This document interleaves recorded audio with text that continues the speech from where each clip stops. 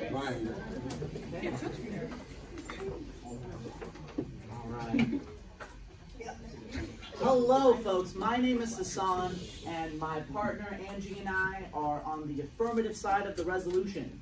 The United States should invest in mental health programs for American public schools.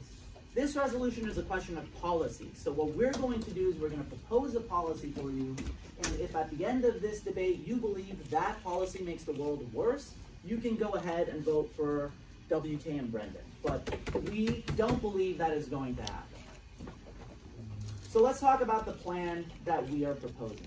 The plan is what you're familiar with from your Congress rounds if you've been doing this bill, but let me lay out what happens. We are passing a bill to establish mental health programs in schools. What this bill does is it makes a requirement that all middle and high schools that are public in the United States are required to give adequate mental health care program access to their students. The way we measure whether that access is adequate or not is we audit every year, ask the students, do you feel that the services that are provided by your school are adequate? And if the answer is no, then that school is punished and they're asked to change the program until they meet the requirements. And we also fund the mental health care programs through federal budget, which I can elaborate on if you want me to. Are there any questions about our plan before we get into its advantages? Great. The first contention is going to be mental health. There's two major issues in the status quo that I want you to focus on. The first is that mental health is catastrophically bad right now. You don't need me to tell you that, but for the adults in the room, here's some statistics. The Center for Disease Control says that right now in the United States, 30% of school-age children experience serious mental health episodes each month. Additionally, there was a study done in Santa Clara. This is in Northern California where I'm from, where in a region that had 300 public schools, only 19 schools provided any sort of mental health care program access whatsoever. That is something like 6%. Those of you who go to good high schools can tell me specifically later. The second problem in the status quo is the status quo is about to get a lot worse. There's three major issues that I'm going to bring your attention to. The first is climate change. Climate change has an effect on the mental health of students now that is going to get increasingly worse. In fact, Times Higher Education reports that right now, 60% of students are worried about the impact that climate change is going to have on their lives, and it's affecting decisions in their life like whether they have children and whether or not they go to college. Additionally, AI is causing a lot of mental strain on young people and what their futures look like. And finally, Project 2025 and fascism and politics. All of these things are increased reasons why we need urgent access to more healthcare programs. So what our plan does is we significantly increase that access and funding. The results of that are going to be, one, way more students are going to have access to this than they currently do. And eventually we're going to get all of them. But it's going to be way better than if we continue to do nothing for a single day longer. The second way that we're going to be addressing this problem is that research has shown that any access to mental health care is a significant advantage over not having it. So while these programs are going to be adaptable to change and getting better over time and adapting to students' needs and new research and all of that, just giving some access to some professional in a room is going to have a significant impact and improvement over no one being there to listen to children. There's two impacts here. The first is the individual lives of students. And I don't want to get too into the details here, but we're talking about issues of serious self-harm and diseases of despair that people who have unaddressed mental health care issues deal with, alcoholism, abuse, and so on. The second impact here is the societal benefits. These diseases of despair affect our communities. They affect crime rates. They affect the economy. And we're going to be improving and having a healthier society. The second contention that I want to bring your job to is mental health care work. Right now in the status quo, we're seeing that there aren't a lot of opportunities for people who are interested in entering mental health care fields. So it's people who are deciding, maybe I'm interested in doing this, but there isn't a lot of demand and a lot of funding for it right now. But in addition, the mental health care programs that we have right now aren't always adaptive to the individual needs of specific communities. There are aspects in which the mental health care industry has made strides. So for example, there is a growing field of LGBT-focused mental health care. That didn't exist 30 years ago. And now that it exists, it is a vital and significant benefit to the lives of the people in those communities. But there are many more communities that need people from within them to become mental health care professionals and give that aid back to them. So what our plan does is we not only create the budget that these people are going to be paid from, create the demand that is going to need to be met by new people entering this field, but also it's an adaptive set of programs that we don't prescribe what these programs have to be. We just measure if they're working and we change them if they don't. And that means that these are going to be able to be adaptive to not only people from marginalized communities entering mental health care programs, but also doing things that are different from what an old white man in the 1800s thought is maybe the best way of doing it. And the impacts here are going to be, first, improving the economy. The reason for that is because these are great paying jobs for the individuals that have them, and these great paying jobs are really resilient to AI. Talk therapy is not something that people are going to turn to ChatGPT to, but finance and tech and even medical fields, all of these professions that we were raised to be told are these safe, incredible jobs, these are very exposed to AI. We need to move our economy into a AI-proof field. The other issue here is class mobility, that people who don't come from a rich background have the opportunity to get a great professional job that improves their lives and their children's lives. So for those reasons, please vote for the affirmative.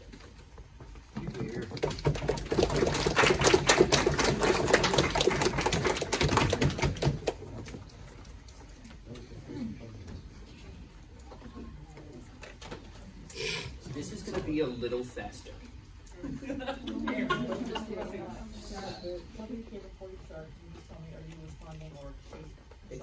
It's going case first and then responses. Is anybody not ready? Yeah, just 1 second. Yeah. Good. Everybody ready? We negate. Contention 1 is that this wasn't made for us. Western mental health care is inherently biased against marginalized and oppressed groups. Sasan tells you that himself. Psychotherapist Ulakemi Amalo reports in 2012 that mental health systems have been medicalized, condoned, and treated oppressed communities by assumed beliefs about our inherent inferior and unstable nature with regard to women, gay, black, working class, and disabled people. It is well documented that oppressed communities are overrepresented and over-medicated in psychiatric institutions. Professions would rather view oppressed groups as inherently pathological rather than see social oppression as having any relevance to our personalities. American healthcare is especially oppressive. The American Psychological Association itself admitted in 2021 in an internal report published publicly that American psychology, including the APA, has been complicit in actions that have perpetuated racism. School-based mental health is no exception and is in fact the rule. A peer-reviewed article by Liu et al. In the Journal of Psychiatric Services, published in 2022, finds that school-based mental health professionals associated stereotypes, including academic failure, with both Black and Latina youths, and more frequently associated anger and aggression with Black youths. School-based mental health professionals showed pro-white, anti-Black, and anti-Latina biases towards school-aged youths. These are the people that they want to put in your schools. Independent scholar Kelly Limes Taylor summarizes in 2021. Western understandings of health are not beneficial at all, but in fact seek to cut off and cut out anything that cannot be construed as normal in a society whose concept of normalcy is based on erasure, exclusion, and extinction. When health means oppression, it is not health, and we should not want it. The impact is empowerment of the oppressed. By voting for the neg and rejecting the plan, you as judge and person are advocating for a world in which marginalized people in every corner of the United States, you and your peers, are getting less entangled by at least one of the shackles of Western supremacy. Your ballot in this round sends a message to yourself, your coaches, your friends, and this community that we are working to build, and is a tool for change. Negating posits that the world can be better, but not by swallowing the medicine the affirmative team tries to force down your throat. Renowned self-identified black lesbian feminist Audre Lorde chides us in a famous 1984 essay that the master's tools will never dismantle the master's house. We will not heal the illnesses that they gave us with the words they invented to describe us. Don't let the AF convince you to try. Contention 2 is that we know what happens next. The educational culture war is already expanding into school mental health services and social emotional learning. Sasan tells you that himself with the Project 2025 analysis, but we'll get there later. A Vox article from February of 2023 takes the case of Arizona, a key example of conservative culture invading our schools and mental health services, where Tom Horn, the superintendent of public instruction, who oversees more than 2,700 schools that educate more than 1 million students, announced that the education department's new focuses is increasing test scores and empowering parents by nixing social emotional learning and eliminating critical race theory. In the same article, Horn declined to define either of those terms, stating that they were complicated. And the right wing's fight is only expanding.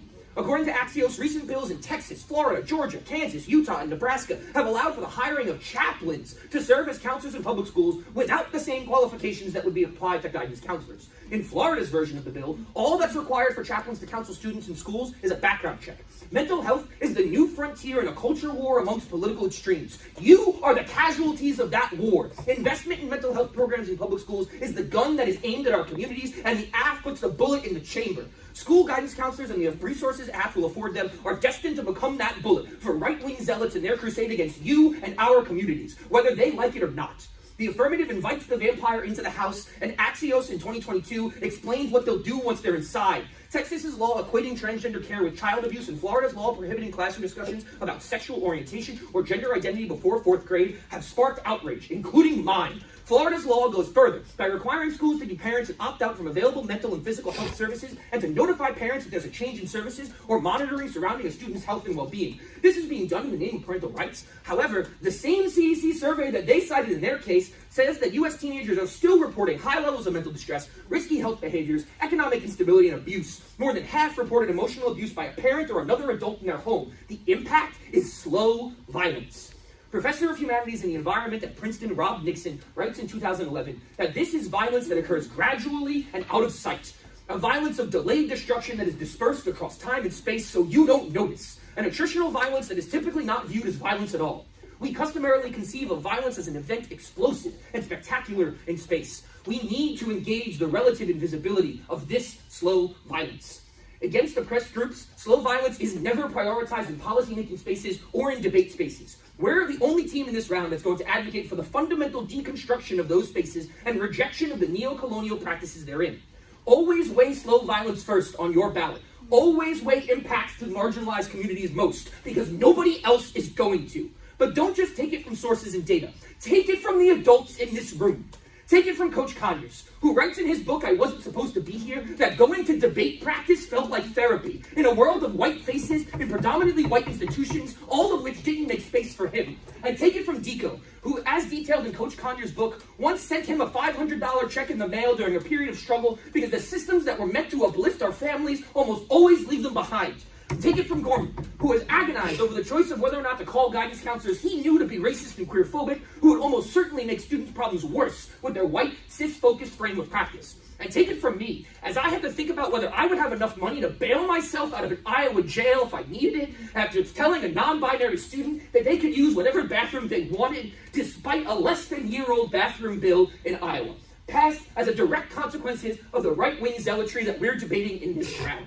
This community has personally challenged these systems, risked our careers, tested the law, and staked our lives on saving all of us from the world of the affirmative. Don't let them pull the wool over your eyes. It's the wool of a smallpox blanket, an offer of hospitality that will ultimately kill you. We are the alternative, an anti-colonial model of community care. We keep us safe. We make us strong, not systems that were never meant to care for us. In 2023, infectious disease specialist Anisha Khan implored us to bring in the knowledge of collectivist, land-based cultures. It is urgent and critical for us to practice and embody community care, which is a more complete framework that creates conditions of liberation needed for us to survive and thrive as we fight against our own destruction. I'll take the point. Can you describe what auditing mechanisms are existing in the current healthcare programs that require schools to prove they're helping their students? It's a really awesome question. The 2019 report by the Government Accountability Office finds that the Department of Education is critically failing in assessing whether the funds given via grants for the educational institutions and mental health professionals that their plan wants you to advocate for, they fundamentally lose hundreds of millions of dollars every year. They fail at auditing the very practices their plan puts forward. But now I'm in protected time, and I've got 50 seconds to tell you why this plan sucks. 2 overviews on the AFT's plan. First, they're going to try and get up in the next speech, and Andrew's going to tell you that racism and bigotry in America is not unique to mental health care in schools, and so you can't give us offense off of it. But we say that any investment in an oppressive system is an affirmation of the oppressive system. Make them engage with systemic injustice. Make them engage or they can't win their case. Always prefer radical models of community care. Finally, the plan text is destined to fail. The U.S. federal government is uniquely bad at implementing public policy because of that 2019 report that I told you about before, because they can't keep track of their own funds. And because Hudson et al. Explained in a 2019 article published in the journal Policy Design and Practice that the policy context is complex, multifaceted, and full of wicked problems that are resistant to change. Failure is endogenous to public policy making, and we have neither the time nor the option to continue failing all of you. Fail their plan.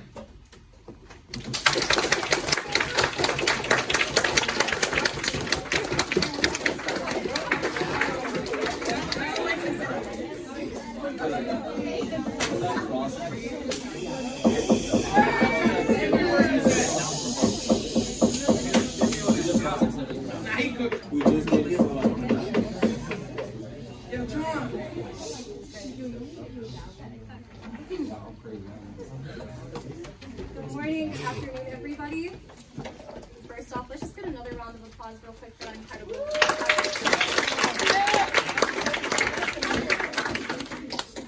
Before I begin, I'm about to enter into an 8-minute speech where I'm going to be responding to that incredibly important piece of advocacy, not only advocating for me as an educator, but also for you as a student.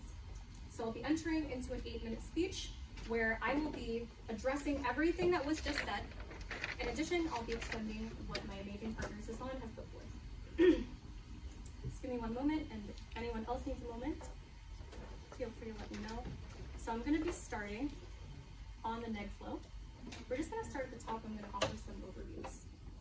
It's a little tall for me though. Does this move or no? I don't see how it does. Fixed yet. Do you want a chair on top of a desk? Yeah, I think I would just You got it. because this is going to be get in my way.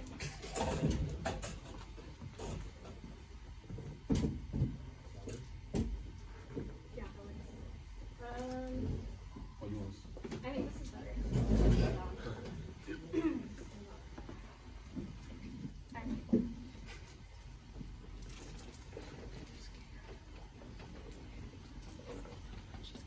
Sasan and I are so proud to affirm. First, look towards the overview. When we talk about what matters in today's debate, we recognize that the value of a human life is priceless. And that has to come first. You look towards Patterson 3, who tells you that human life outweighs under any framework, because biological death destroys any hope of ontological improvement. Let me tell you what that means. If someone's not alive to witness the effects of the hopeful future that WK advocates for, it's not worth the struggle. You see, Patterson tells you that death itself ontologically destroys the current existent subject concerning their actions, meaning that rejection of life itself cannot be warranted because it ultimately disvalues the subject. You look towards when Sasan tells you, on our second contention, the importance of preserving this life. If we can save one life, you vote for the act today. That's because the future that WK advocates for can't exist if the students aren't around to see it. WK tells you this wasn't made for us, but that's not true. Let's look back at the legislation so that we know what we're actually talking about. What made for us means is important here, because these programs are being advocated by the government, the American government, which does have offenses like WK tells you. But here's what's important. When he tells you there's failure in the status quo, that's because there aren't these audits. You look with the legislation, telling you that middle and high schools that receive federal government funding are the ones who we're looking at. And then you look towards how 70% of the student body must be provided for. But additionally, Section 4 is where we really want to focus in on here. Here's audits, meaning that the student body who receives all of these supports, whatever they may look like, not only has to receive it, but has to be pleased with it. That doesn't exist in the status quo. And so when WK tells you it wasn't made for us because of inherent bias and marginalization in the status quo, you remember that we're the ones putting these audits out. It doesn't have to look a certain way, and it simply doesn't have to look like the way that it has in the past. First, let's look towards how his argument here on normalcy, where health means oppression, and that this bill would empower the oppressed, is wrong. You cross-apply our argument towards looking at the future. Let me remind you what that is. We tell you right now that in the status quo, there is no future for many of our students who not only feel powerless, but that they're taking out these feelings onto their own selves.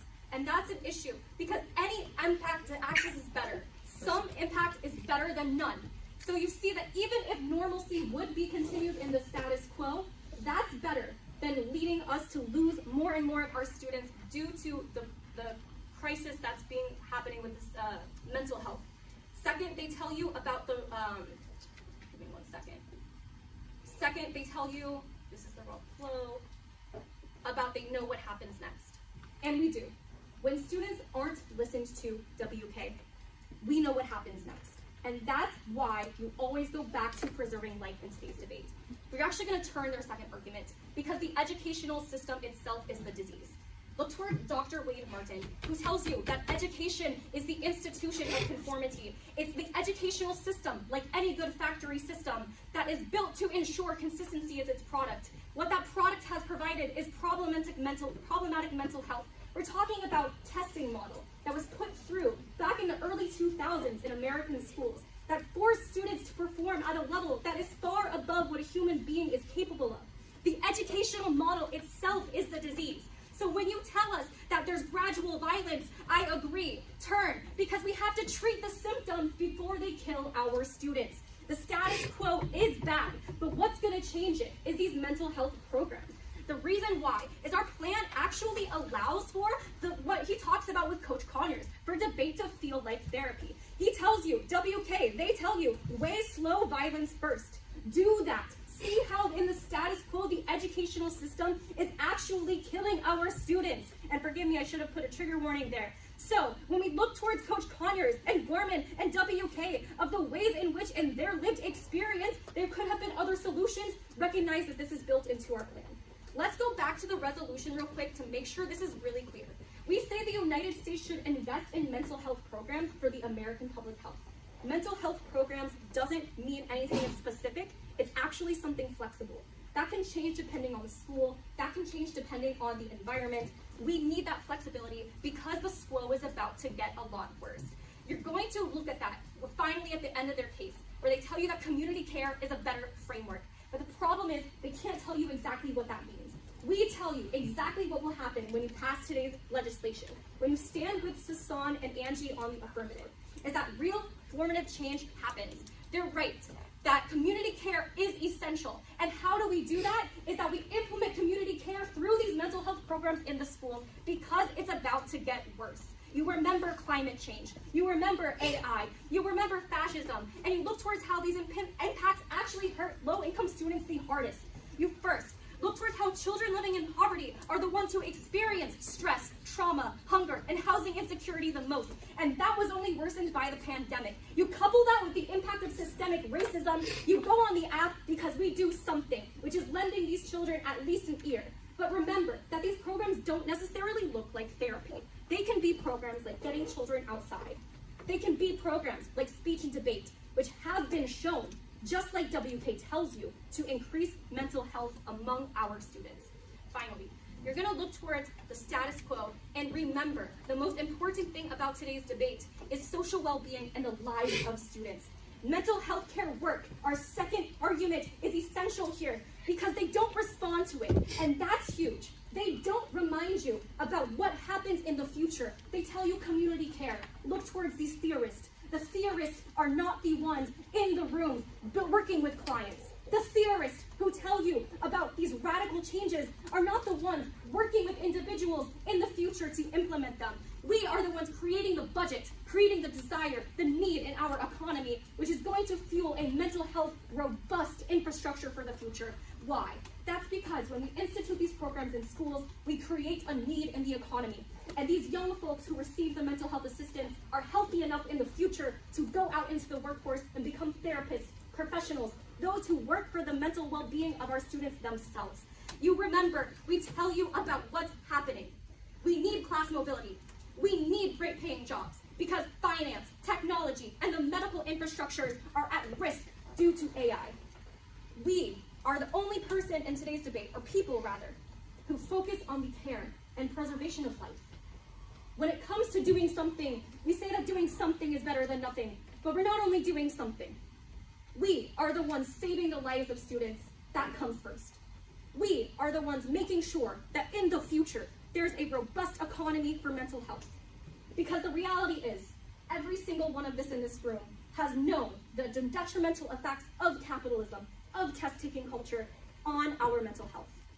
If you institute the plan that we advocate for, what you see is that we not only save students' lives, but we start creating mental health care work in the future that ensures a constant loop, a positive feedback loop, where young students like you not only have someone who listens to them, but they also have a job prospect waiting for them in a world where authoritarianism, hatred, and AI is on the rise. Stand with Sasan and I, save students' lives. Here.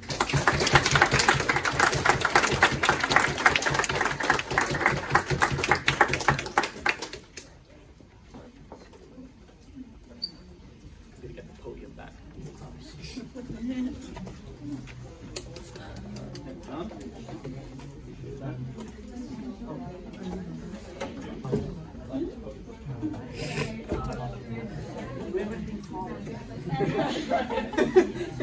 Oh, what do you say?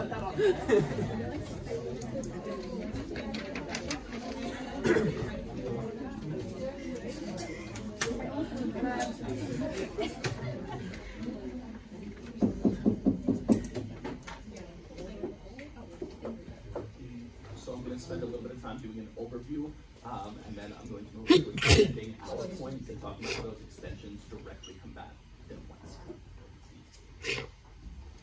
As WK reminded you at the bottom of our case, you need to weigh slow impact violence first. You also need to weigh impacts on marginalized communities first, because no one else will do that if you don't. Angie tells you that biological death must be weighed over ontological improvement, but in the world of the app, human lives are still being lost. The one life that Angie purports to save comes at the loss of dozens more, and those dozens come from marginalized communities. They come from your communities. Now, WK is going to show you in a minute why community care impacts you positively, but let's look at an overarching truth that denies the AF any of their impacts. And that is that the education department is uniquely inept. I'd like to go back to the same Government Accountability Office survey we've been talking about from 2019 that says there is a minimal ability for us to assess whether any DOE policies work because of 4 key deficiencies. The first is oversight. The DOE is missing files that describe how grants were allocated to their own programs. We don't know where the money is going. The second is data quality. My opponents talk about measures that are going to be put in place to audit programs, but the Department of Education lacks any assurance that state-submitted data is accurate. They're missing the data. The last is capacity. We have a lack of qualified staff, and the staff that schools are trying to put in place are actively harming students instead of helping them. This directly opposes the plan that my opponents mentioned of auditing these states and their mental health resources every year. Data from departments of education are simply not reliable. The mechanism for measurement here is inherently flawed. We have no way of knowing if the AFS plan will work, and reason to believe that it will not, because the DOE cannot do its job. The impact here is the AF's lack of an impact. Their audits being reported by state departments that are inherently oppressive and sometimes outwardly racist and queerphobic. We cannot trust these audits. Angie tells you in the previous speech that the AF plan is inclusive of community care, not when you consider that federalism plagues education policy and that right-wing state legislators will be the ones who are actually implementing this plan with the money, and they don't care about your communities. I'd like to move to extend our first point. This wasn't made for us. Our opponents talk about access. I'd like to know access for whom? Access alone is not a desirable impact when what you're gaining access to is actively hurting you. Access is not beneficial when the expert students are being given access to are chaplains without any mental health experience or training. We need to do better for your communities. The same APA resolution that WK referenced earlier, that's the American Psychological Association, tells us that the dominant healthcare model informing education, training, practice, and interventions has been derived from white Western populations and professionals without systematic inclusion of other perspectives, resulting in systems and practices that do not acknowledge or incorporate non-white, non-Western knowledge or perspectives. They go on to say that the traditional healthcare model of education actually pathologizes cultural difference, driving underutilization by marginalized communities due to stigma and barriers. The AF wants you to believe that a system that the American Psychological Association says is discriminatory, its own system, and exclusionist, can boost your mental health outcomes. This is simply not the case. Here, I'd ask you to combine the fact that the APA is so critical of the current system with the following as I move to extend our contention to, which is we know what happens next. I'd like to thank Angie for partially helping to extend this argument here. Yes, the educational system is the disease, but the ACT is not changing the status quo for you in the way they say it is. They are empowering a culture war in your schools with you as the targets. In an article entitled "The Kids Are Not All Right," published by the National Education Association, they posit that maybe the most alarming figure in recent mental health data is this.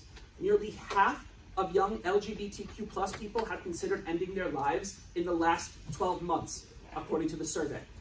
This survey was of 34,000 youth. Among those young people with suicidal ideas, more than half are transgender and non-binary youth, and more than half are Black. The affirmative wants you to believe that investment of any kind in this system can lead to better outcomes, but the very system under whose auspices that investment occurs is structurally violent toward LGBTQ plus and Black students. I want to bring your attention back to the confluence of culture war and mental health in schools. The same Vox article that WK mentioned earlier says that several states, including Virginia, Indiana, and Oklahoma, have tried to enact legislation that restricts the use of social emotional learning or bans government funding to support any of these programs. The AF loses access to their impacts when states ban the use of government funding for the very mental health programs that they are trying to invest in. It cannot be done if the money cannot be allocated. I bring your attention to my opponent's claim of an adaptive program, and I applaud them for bringing this up. However, adaptive programs that support marginalized communities don't exist in a world where Arizona's superintendent of public instruction is quoted as saying, "Race is irrelevant." Unfortunately, so is a system run by men like Tom Horn in Arizona. A system the American Psychological Association recognizes as harmful. A system that, quite frankly, many of you know is harmful firsthand. You have the experience. I'd like to move on to extending our third contention. Take it from us. According to the New York Civil Liberties Union, the law governing confidentiality of school health records is unsettled. Federal and state laws generally give parents the right to access education records of their minor children.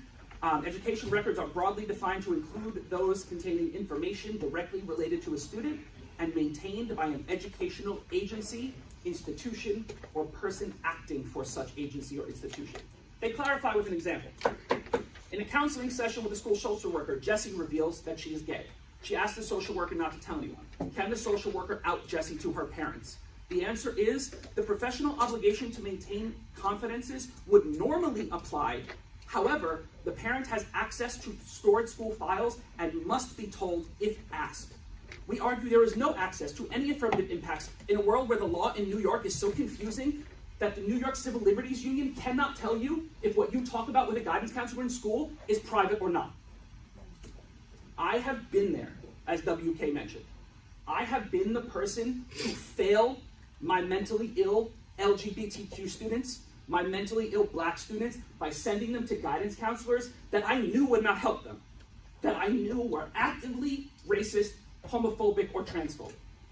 I have failed those students too many times to support a plan that continues to fail them. I've sat in a room with WK where we debated whether or not we were going to break our contracts and break New York state law to protect students whose parents would punish them for what they would reveal in guidance sessions.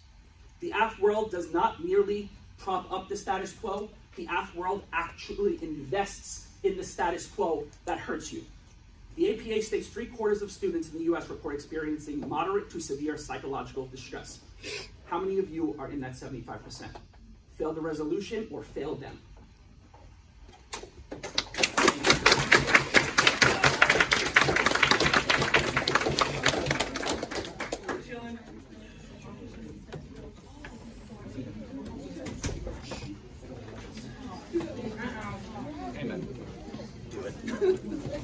Is anyone not ready? Yeah, take your time. Take your time. We're chilling.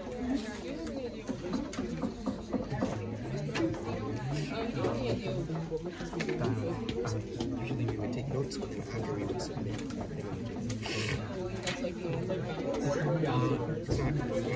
Everybody ready? Cool. The order is going to be 3 questions, and the answers will tell you how we win this round. 3, 2, 1. The first question to answer in this round is, what does community care look like? Engage in this exercise to the degree that you are able and comfortable. Close your eyes. Take a deep breath for 5 seconds with me in through your nose.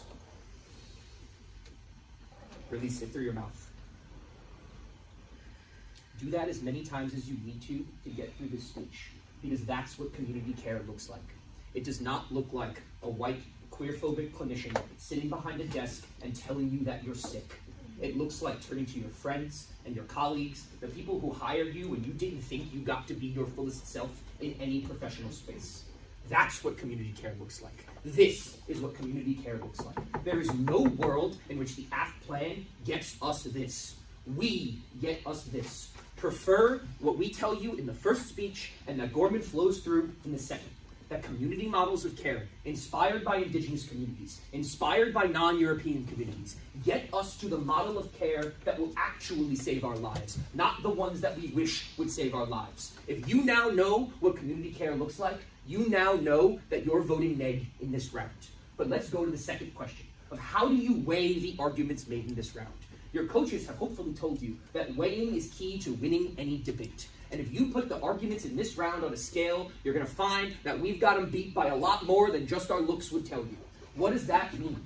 It means that when you look at what SV first framing in this round does, what weighing slow violence in this round does, means that when you do the weighing that Mr. Gorman does, we'll let them save their one life in Palo Alto, California. I'm more concerned about the 40 lives sitting in front of me. What I'm telling you is that when you look at the mass scale of the right-wing war that is being waged against every single person in this room, we lose under the AF plan. We lose friends. We lose family. We lose more lives than they can ever save by putting money into a broken system. If you call the Department of Education right now, they can't tell you where $200 million worth of taxpayer dollars went that was supposed to help education systems get better. They can't tell you what school guidance counselors are doing to make you better. They can't do it. Their plan can't make it happen. The system is fundamentally broken. When the federal government is set up in a way that right-wing state legislatures that control the vast majority of state legislatures are going to be able to implement their plan. Not us in this room. If Sasan and Angie were in charge of the Department of Education, I'd be voting AF in this debate. They're not. The fact of the matter is, the federal government is set up to fail you. It was designed to fail you. Don't forget that when you're filling out your ballot. The third question that will answer how you fill out your ballot is, does the AF plan stop slow violence and death? No. I've already told you why. I won't beat the dead horse. This round was exhausting. You have all shown me what community care looks like. I have cried during every single speech in this round, whether I gave it or some of my best friends in the world gave it.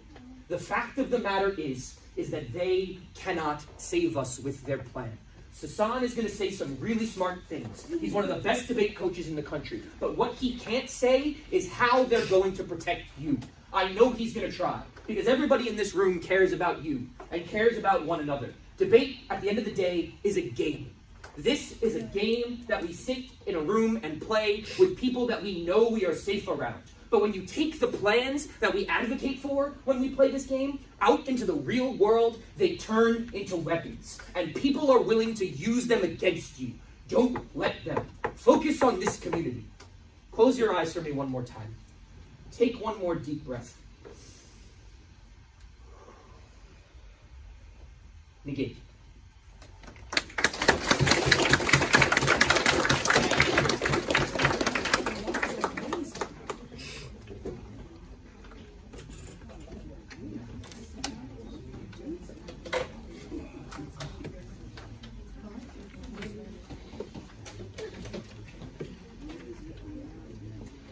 Ready, folks?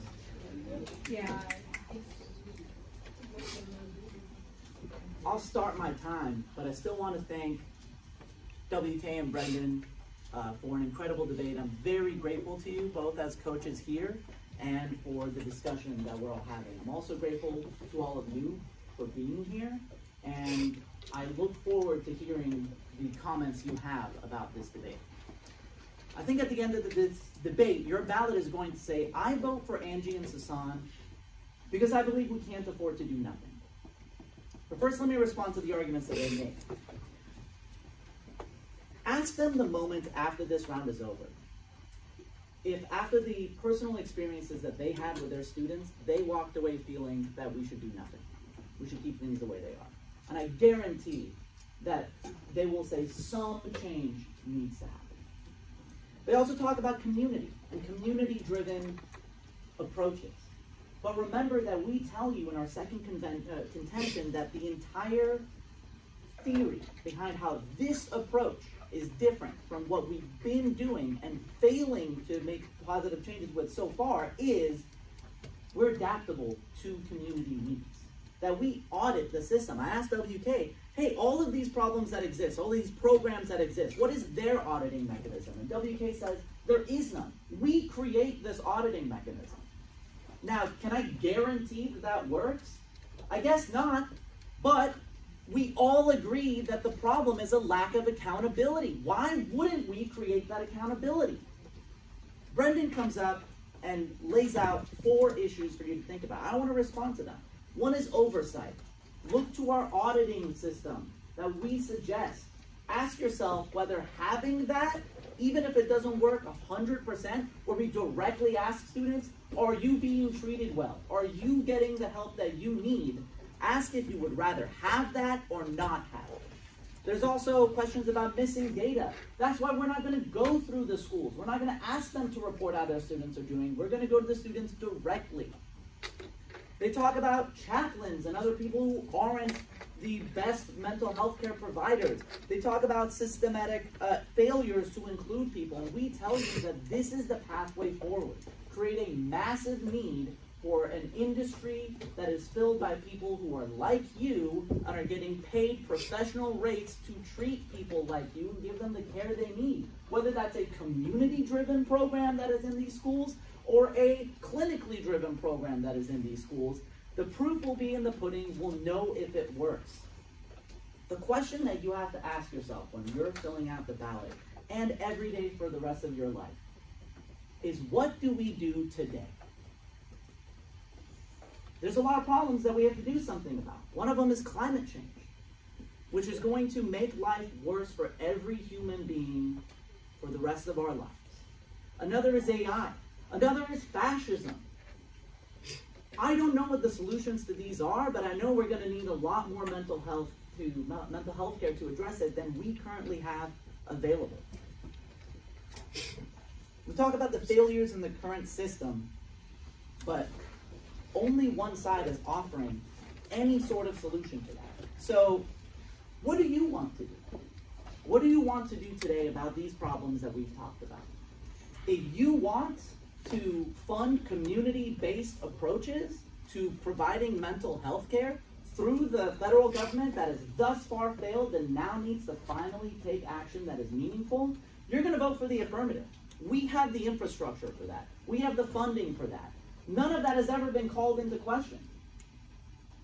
If you want to center the voices of our black, brown, gay, trans, Muslim brothers, sisters, parents, children, neighbors, you vote for the affirmative.